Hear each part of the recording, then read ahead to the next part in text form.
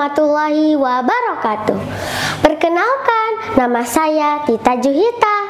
Saya berasal dari sekolah SD Negeri Cikirai Kidul, Kabupaten Sukabumi, Provinsi Jawa Barat. Hari ini saya akan bercerita tentang asal-usul situs Sukarame, Sukabumi. Cerita ini saya ambil dari buku Kumpulan Dongeng Sunda Kabupaten Sukabumi yang dikarang oleh Toto Sugiarto, Kantor Perpustakaan Umum Daerah Kabupaten Sukabumi. Nah, inilah ceritanya.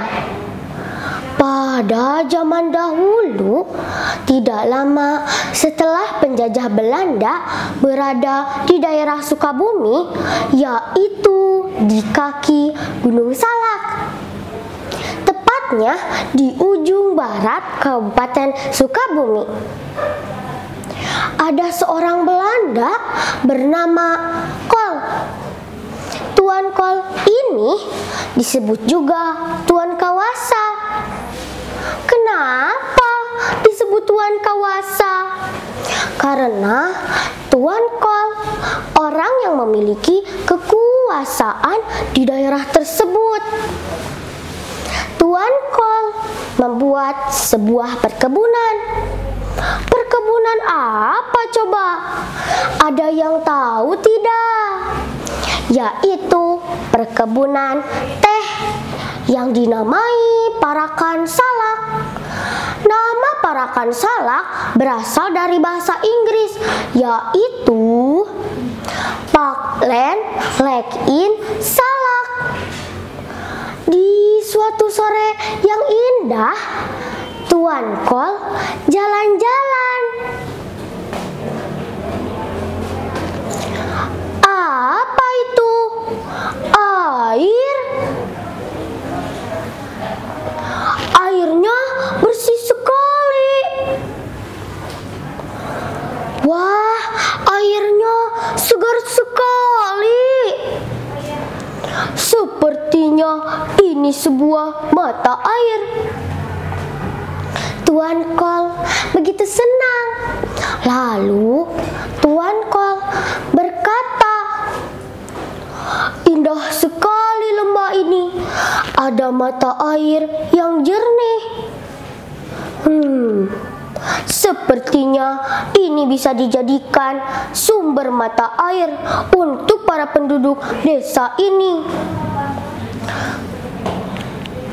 Ya, sumber mata air ini juga bisa dijadikan objek wisata. Jadi, semua orang bisa menikmati keindahan di lembah ini.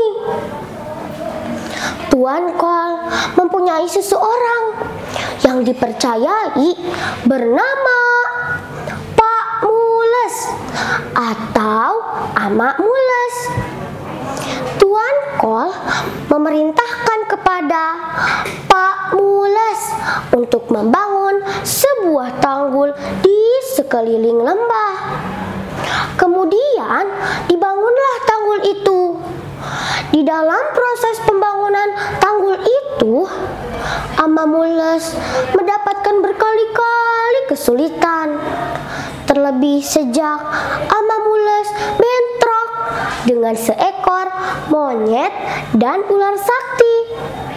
Sehingga pada akhirnya tanggul tersebut roboh dan menyebabkan kerugian yang amat besar.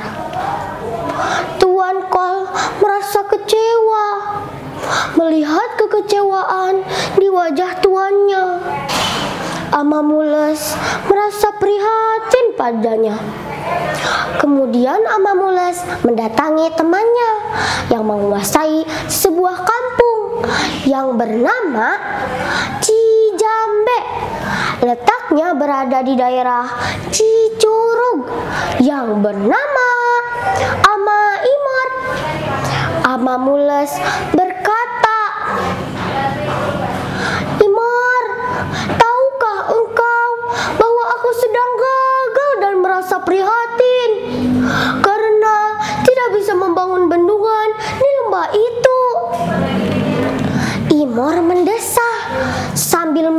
menjawab,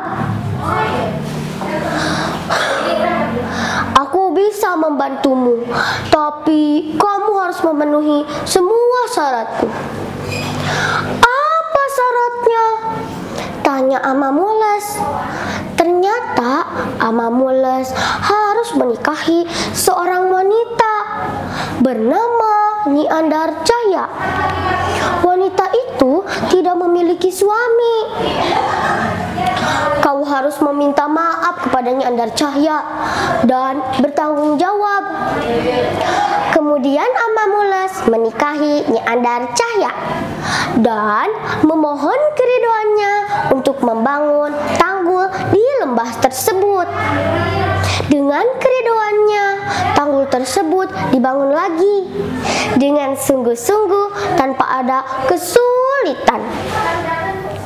Tuan Kol merasa puas dan gembira dengan pekerjaan yang dilakukan Amamules. Kini lembah tersebut menjadi sebuah danau yang airnya sangat jernih. Hutan pinus dan perkebunan teh menjadi lebih indah. Situ itu berubah menjadi seanggun Nyi Andarcahya. Namun tiada gading yang tak, tiadalah yang sempurna dan kekal di dunia ini. Sejak kedatangan penjajah Jepang, situ itu dibagi menjadi dua bagian, yaitu barat dan timur. Namun pada tahun yang sama, di bagian barat terkena longsor. Kemudian situ itu berubah menjadi dangkal. Seiring berjalannya zaman, situ itu dinamai Sukarame. Mengapa dinamai Sukarame? Karena banyak sekali pengunjung yang datang ke sana untuk rekreasi. Demikianlah cerita tentang situs Sukarame, Sukabumi. Terima kasih. Wassalamualaikum warahmatullahi wabarakatuh.